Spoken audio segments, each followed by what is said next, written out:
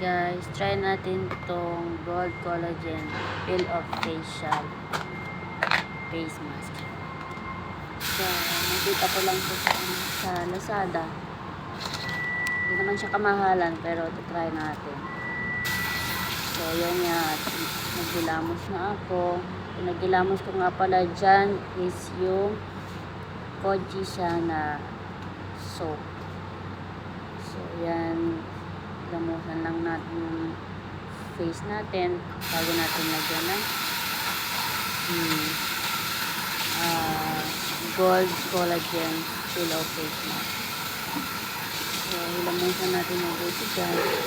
Kasi nagkaroon ako ng mga pimples dito sa Dubai. Hindi ko alam siguro sa alikabok ganyan. So, talagang ang dami na guys. Nag-try din ako nag-ask sa CO2 laser, pero sabi nila hindi daw nila i-laser kasi may mga sariwa pang pimples. So ayan na, tapos na nga ako naghilamos. Lalagyan ko na siya ngayon ng Gold Collagen Peel Off Face Mask. So yung pag-apply natin guys, nipisan lang natin siya. Kailangan a-apply natin yung all over our face. And then, lagyan lang natin siya dyan. Yan. Mula sa chin. Basta wag lang sa labi, sa mata. Yan. Lagyan natin yung mga may space para mamaya kapag pinil off na natin is hindi siya maputol-putol. So, ayan nga. Medyo dinamihan ko dito sa may baba ko kasi may mga pimples ako dyan. Tsaka dito sa may kabilang side ko. So, yan. Antayin kong matuyo siya. At ayan na nga guys.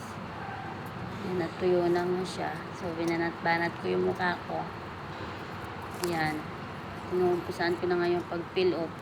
Sobrang sakit na guys.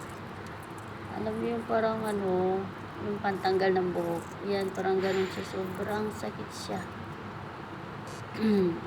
So, habang tinatanggal ko siya, para siyang yung may mararamdaman mo talaga na natatanggal yung blackheads mo. Yung may nabubunot sa mga pores mo. Ganun. So, 2 days ko na siya ginagamit. I hope na mawala ang aking mga alaga. So, yan. Okay na nga siya. Natanggal ko na lahat. At pagkatapos nyan guys, lalagyan ko na ng niacinamide